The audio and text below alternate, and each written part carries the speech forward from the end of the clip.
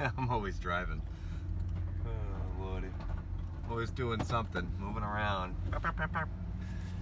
Yeah, so what's going on? Let's talk a little buying blind here. Buying blind. Buying shit that you ain't got a clue about. Buying a big pile of junk that you don't know what you're gonna do with it. Alright, buying blind. So, we went yard sailing and pertain to the, little ambulance yard sale that we went to, but did go to this guy's yard sale, and I got this other little vice off of him, and I asked him if he had any video games. He said no. I asked him if he had any tools that he wanted to sell. He said no.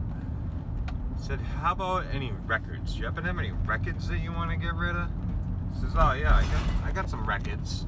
You want records? Like, yeah, I'll take a look at them, He's like, oh, well, it's all classical. I get my genres confused sometimes, so I said, yeah, all right, I'll look at it anyway. I'm pretty sure I knew what classical was, is, violins and saxophones and, Beethoven, and I pretty much go with, like, Beethoven as being the classical.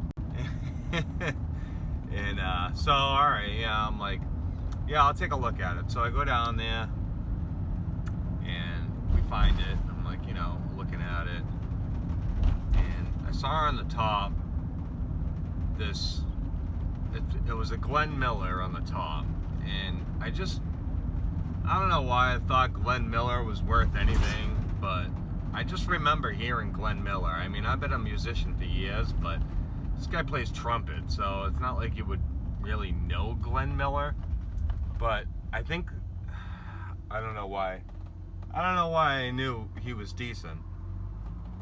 So I saw that on the top, and I was like, well, it's a big box, and I'm like, if there's any Dixieland stuff in there, because, I'd buy that, I like that stuff. And he's like, oh, I don't think there's none of that stuff. So I'm like, all right. Pretty much just skimming through it. There was some box sets and stuff like that, so I'm like, classical box sets. Never really done well with any of that, and I don't really find a lot of that. I had a bunch of it at one point, and like 3 boxes full, and I just put it at the end of my road because it was just taking up way too much room. I didn't know what to do with it.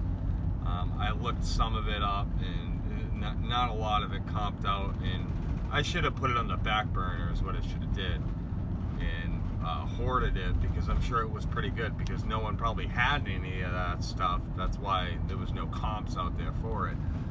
And I bought that stuff blind too, so you never know what's going to happen when you're buying blind.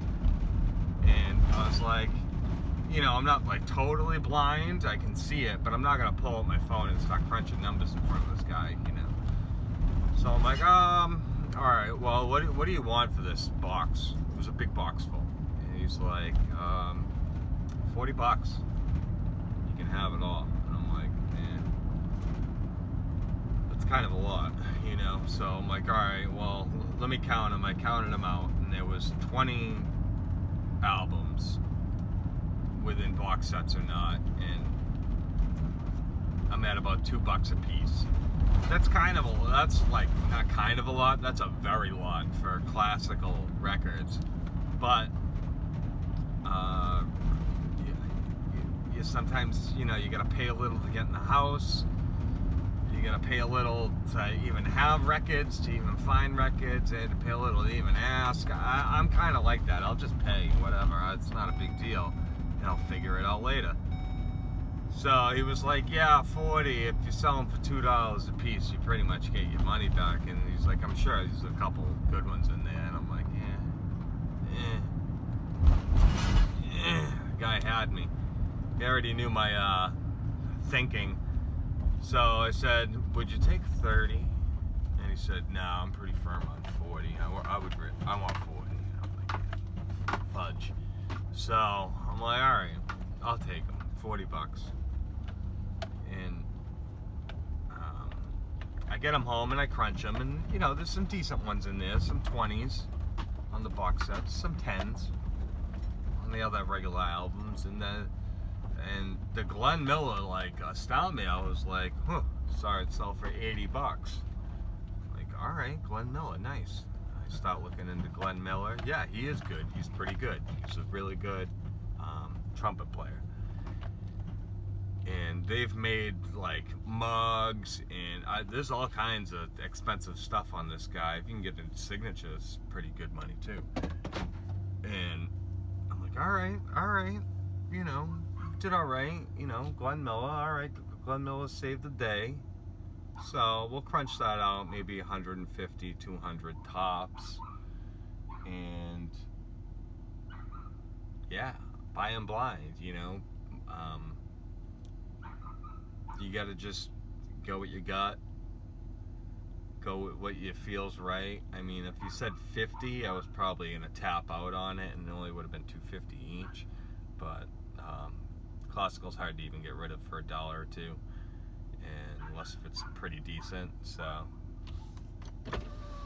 Charlie, that's about enough of that. So, yeah. Buying blind, that's you know, you got to do it once in a while.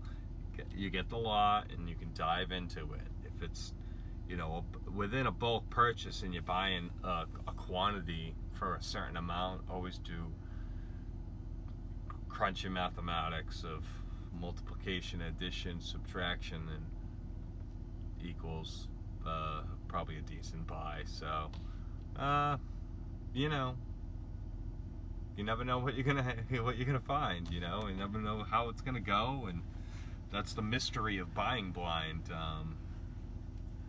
You know, buying a whole room, not knowing what's in it, or buying, you know, whatever, just a storage locker, or whatever. It's all a gamble, you know. So the more times you go for that gamble, the more times it will pan out that your acquired eye and taste and whatever steers more towards higher end expensive things, or whatever that are priced lower, or within bulks that you have to buy and stuff like that. So buying blind.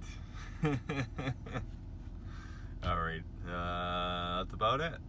Hope you have a good day, and give it a shot.